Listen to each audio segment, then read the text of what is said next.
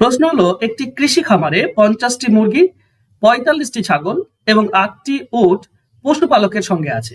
যদি মোট পায়ের সংখ্যা মোট মাথার সংখ্যা থেকে 224টি বেশি হয়, তাহলে পশুপালকের সংখ্যা কত? দেখো, পশুপালকের সংখ্যা আমার জানা নেই, ধরবে এক্স জন রয়েছে। তো প্রথমে যদি তুমি বিচার করো, তো মোট কতগুলি হচ্ছে? 50টি মুরগি, 45টি ছাগল, মানে মোট মাথা কত হলো? 95। 8টি তোমার উট আছে, তাহলে মোট হচ্ছে 103। 103টি মাথা পাচ্ছি, প্লাস এক্স এক্স জন আছে ধরো পশুপালক, তো এক্সটি, এটা হচ্ছে মাথার সংখ্যা। পায়ের সংখ্যা কি হবে? দেখো, 50টি মুরগি তার মানে 100টি পা হবে। 45টি ছাগল 4টি করে যদি থাকে, তো মোট 180টি পা হবে। আর 8টি উট তার মানে 4টি করে 8 4 32টি পা হবে। হ্যাঁ, পশুপালক আছে এক্স জন, 2টি করে পা থাকে, মানে 2x পা। তো এই পুরোটা হচ্ছে পা, আর এটা হচ্ছে মাথা।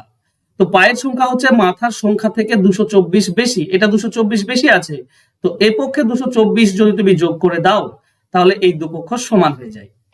ঠিক আছে, এবার দেখো, এখানে 224 আর 3, তার মানে হচ্ছে কত? 327।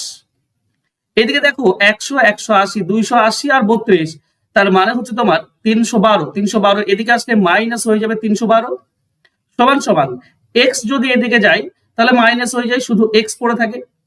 এবার 327 থেকে 312 বাদ দিলে 15 থাকে এক্স এর ভ্যালু। তো এক্স এর ভ্যালু 15, মানে 15টি পশুপালক আছে।